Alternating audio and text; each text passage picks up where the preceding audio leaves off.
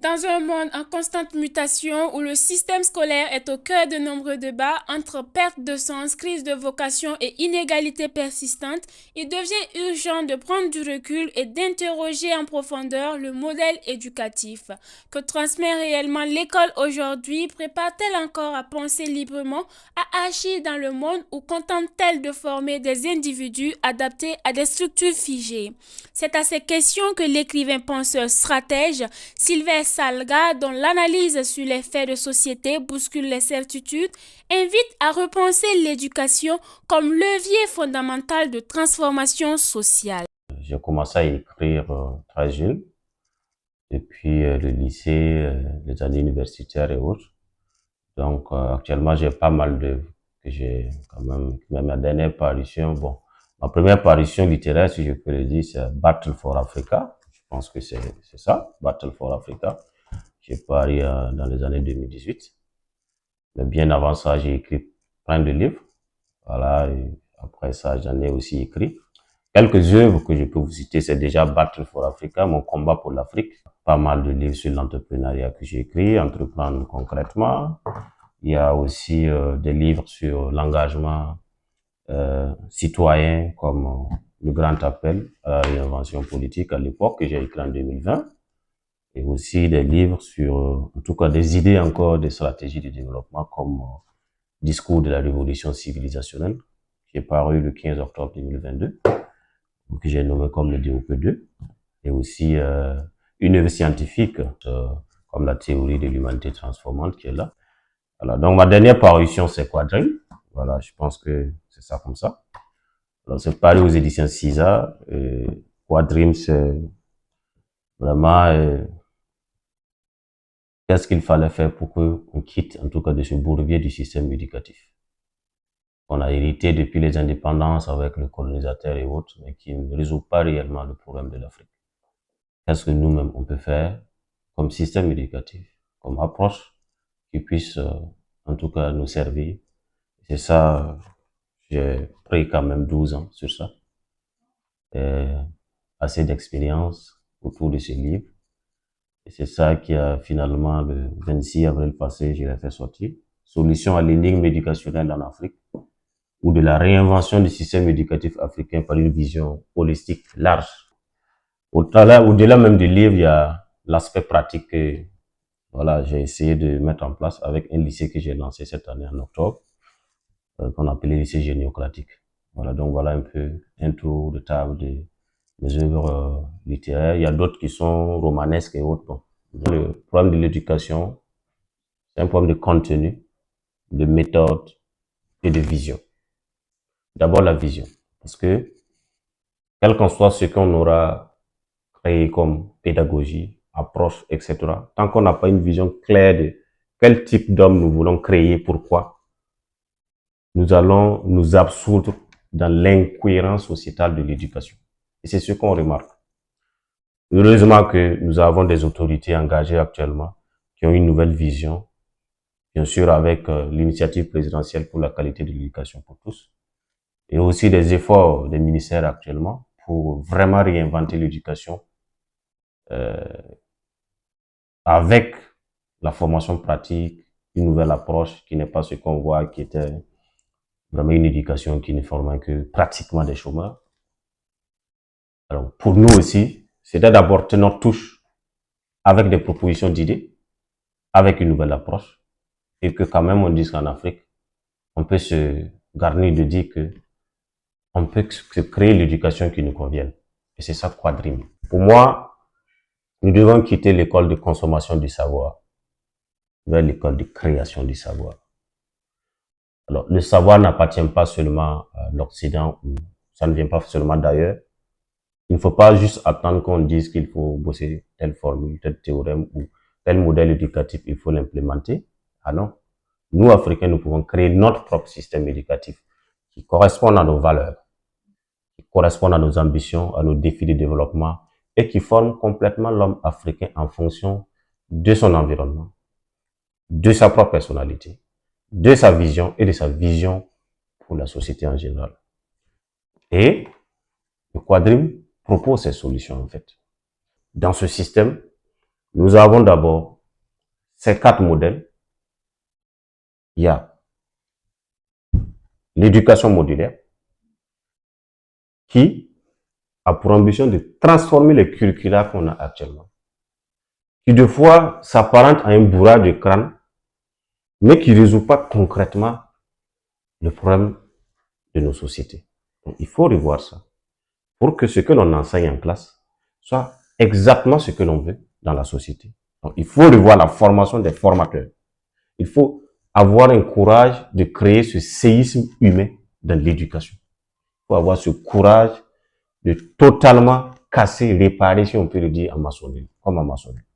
Parce que si on ne le fait pas, on va toujours continuer à importer des cours, des chapitres et autres qui ne servent pratiquement à rien avec le monde évolutif actuel.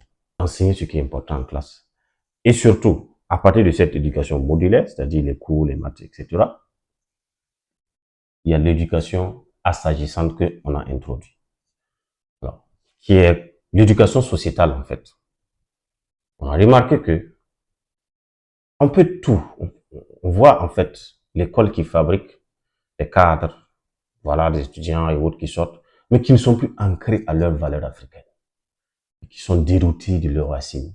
Il faut ramener, en fait, ces valeurs. Donc, l'éducation assagissante est là, avec des professeurs honoris causa, des chefs coutumiers, des leaders communautaires, etc., qui peuvent venir inspirer, donner les interdits sociaux, les us et coutumes, etc., en classe pour que l'apprenant comprenne déjà il vient de quel environnement, quelle est sa source, qu'est-ce qui est interdit dans la société, qu'est-ce qui est bien, quelle est la bienséance sociale recommandée, etc. Ça, c'est l'éducation qui assagit l'apprenant. Après cela, on a l'éducation ambitionnelle. L'éducation qui permet de créer la pulsion ambitionnelle en l'apprenant. Parce que tant que nous n'avons pas des gens ambitieux, tant que nous n'avons pas des élèves, des apprenants et autres qui peuvent utiliser ce qu'ils ont appris et projeter l'avenir, voir, je veux utiliser ça pour devenir quoi? Je veux devenir telle icône, je veux ressembler à un tel, je dois dépasser un tel, je dois faire plus que un tel. C'est ça, cette ambition qu'il nous faut. Si on ne crée pas cette ambition, donc ça aussi, c'est des professeurs honoris causa qui viennent, des coachs, des leaders, voilà, des chefs d'entreprise, des commerçants, tout le monde est important pour venir inspirer, donner un exemple, donner une pulsion ambitionnelle à ça, c'est l'éducation aux ambitions. Et le 4e modèle, c'est l'éducation familiale ou parentale, tout simplement. Alors, il y a un hiatus actuellement entre l'élève ou l'enfant et son parent.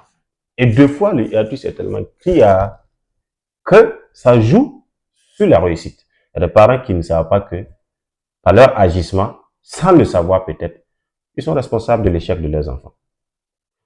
Et bon, ils veulent réaliser leur ambition en l'enfant.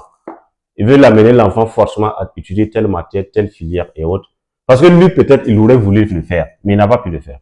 Les 4 autres modèles en pédagogie, ben, naturellement, c'est des approches nouvelles comme la pédagogie créative, transformative, la pédagogie intégrative, la pédagogie pragmatique, parce que ici, notre ambition, c'est ce que l'on donne à l'élève, qu'il puisse faire plus que ça, que ce soit l'élève, l'étudiant, on lui donne, mais crée quelque chose ajouté à cela.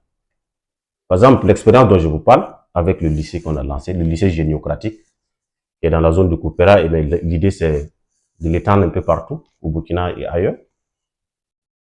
On a l'école, on a la formation académique, mais on a tout un domaine qu'on appelle le technoparc.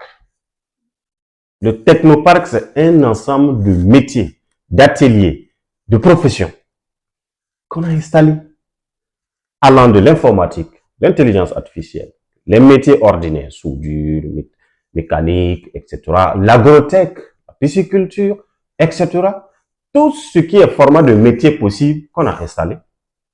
Et dès que les enfants, dès que les élèves apprennent en classe, ils partent expérimenter ça.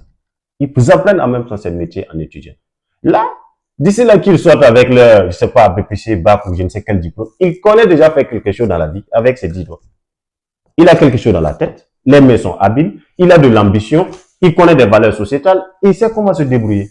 Alors, ce technoparc, c'est en même temps un pont entre les industries, les usines, les services, les entreprises, etc.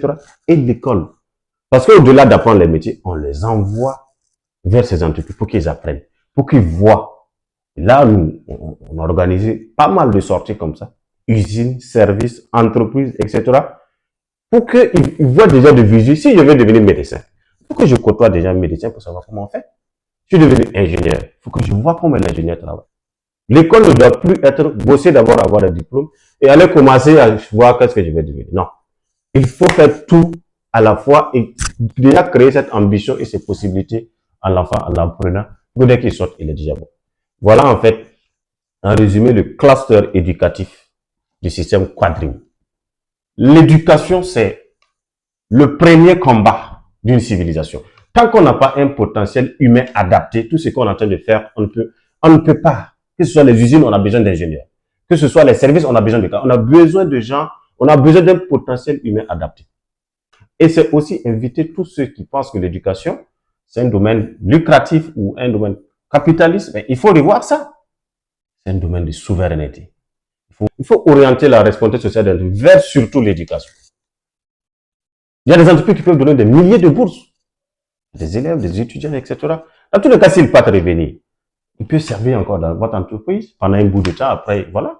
Et c'est comme ça qu'on construit une nation.